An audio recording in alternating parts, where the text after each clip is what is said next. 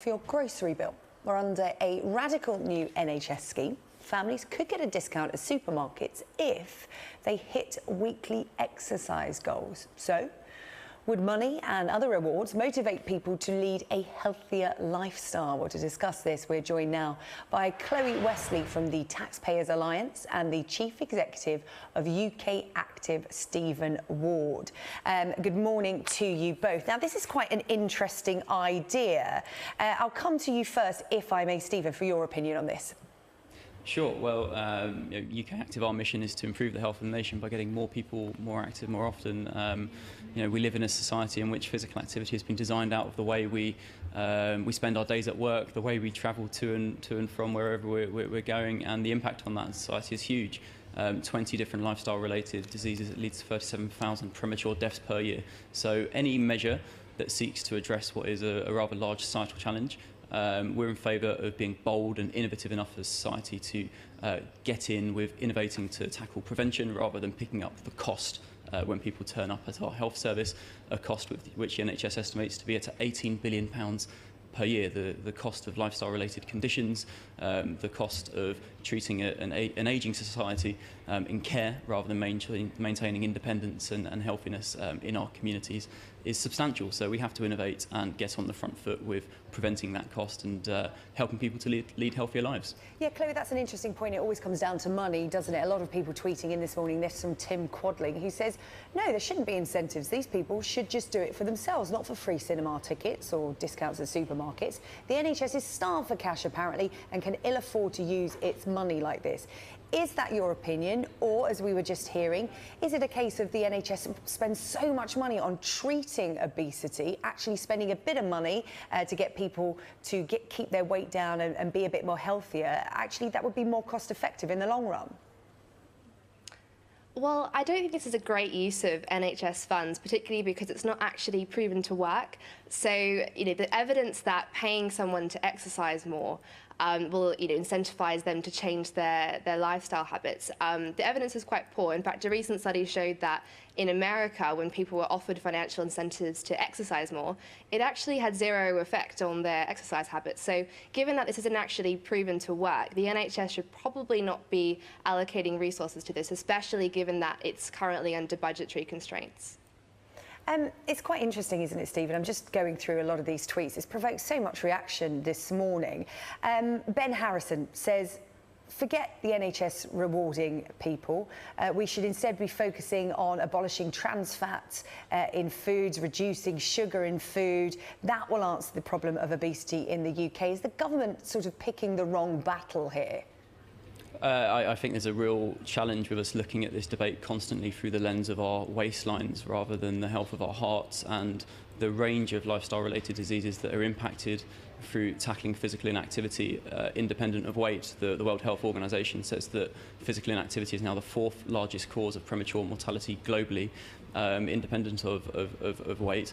And we focus on the impact on our waistlines, not the impact on our mental health, our emotional well-being, the promotion of what a great time physical activity can be in terms of spending time with your family.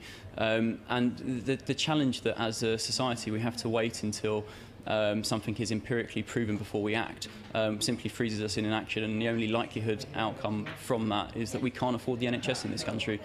We cannot afford the cost of lifelong conditions and treating the elderly if we stay as we are. So we either wait for it to be proven scientifically, or we look at what happens in the commercial world. We look at the impact of incentives on influencing behaviour in retail, in a number of other sectors, and we applaud the government for getting on and being a bit more bold and innovative in promoting what is a clearly great thing for individuals, a great thing for communities at the local level, and a great thing for the NHS, and it assures its long-term future. Yeah, Chloe, we have focused so far on the sort of sexy headlines from this proposal in terms of free cinema tickets, free gym memberships, things like that. But there are proposals for the NHS to create healthy towns, and so new developments, whether it be in big cities or in other areas, to make towns where they have sprint lanes on pavements, a bit like cycle lanes, to encourage people to run, or to have free bikes so people can get around from place to place, much like the free bikes you get in the big cities like London and Manchester, where people can get around. Is that not quite a sensible proposal? Because it then becomes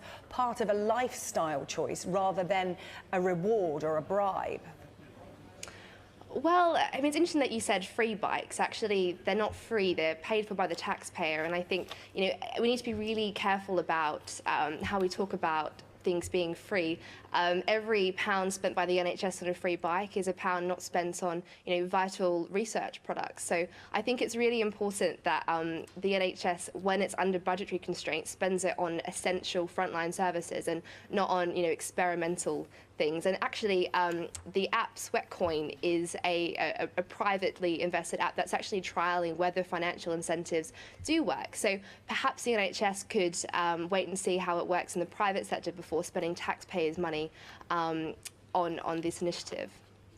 What do you make of these so-called smart homes then, in terms of, I'm just looking at some of the plans that have been drawn up now by places like Whitehill and Borden in Hampshire, Cranbrook in Devon, Barking Riverside in London. Stephen, this new healthier designed way of living, you're nodding your head in agreement there. You obviously think it's a great idea. Well, look, we've managed over the last 50 years to design any effort out of our lives, which is fantastic, and a huge boost to our time and productivity. But it's a disaster for our health. We have to re-embed activity into our daily lives, and if we can design that back in, and the NHS has got a choice, and the Taxpayer Alliance has got a choice, and taxpayers at home have got a choice. We either wait to pick up the cost and pay the bill when people are sick, or we get on the front foot and we spend a little bit more and we make an impact. I'm a massive fan of the role of innovation in this agenda. Sweatcoin are a member of ours, they're a member of our innovation network, a part of our Active Lab Accelerator programme. And I do believe the private sector's got a huge role to play in it. Likes of AXA PPP are working with us on National Fitness Day, 27th of September, to take physical activity back into every workplace. Sedentary culture in workplaces is like the asbestos of the modern age, storing up disease for later life, and we've got to tackle that. So AXA PPP are working with us, Argos are working with us to take physical activity back onto the high street on National Fitness Day. Great opportunities to work with the private sector, but we must applaud the public sector when it takes a leadership position, not make it too terrified to act or too timid to take on what is a complex social issue. Otherwise, basically the NHS is bankrupt, and I don't think we want that as a nation. We want to preserve our NHS. Therefore, when it is on the front foot with prevention, we must applaud. So, Stephen, so you're applauding, these incentives and these ideas for, bigger green space for allotments, cycle lanes, free bikes. I mean, Chloe, you're not a fan of this because it's coming down to money for you and how much it's going to cost the taxpayer. But then what are our other options in trying to get the people of this country to lead a healthier lifestyle? Because the obesity crisis is there, you cannot deny that. And what's being done so far, pushes for education, just doesn't seem to be working. Well, I think I'm not against, bikes and people being active. I just don't think the NHS should be the ones paying for this. And so I think it's really important the NHS looks into initiatives that are actually going to work. Personally, I don't think giving people who are trying to lose weight free cinema tickets is a good way of going about it, given that you're going to go to the cinema, sit down for 3 or 4 hours and potentially eat a lot of junk food. So I'm not sure if that's the best way to go about it. But hopefully in future the NHS can look to fund schemes that are proven to work, and look to the private sector to see how these are working. Well, you never know, those cinema tickets might come with a little disclaimer saying you're only allowed a salad. No popcorn as you go in. OK, Chloe Wesley from the Taxpayers Alliance and Stephen Ward, CEO at UK Active. Thank you very much for joining us here on Sky News Sunrise this morning. Thank you. A lot of interesting views coming in. Thank you for sending them today.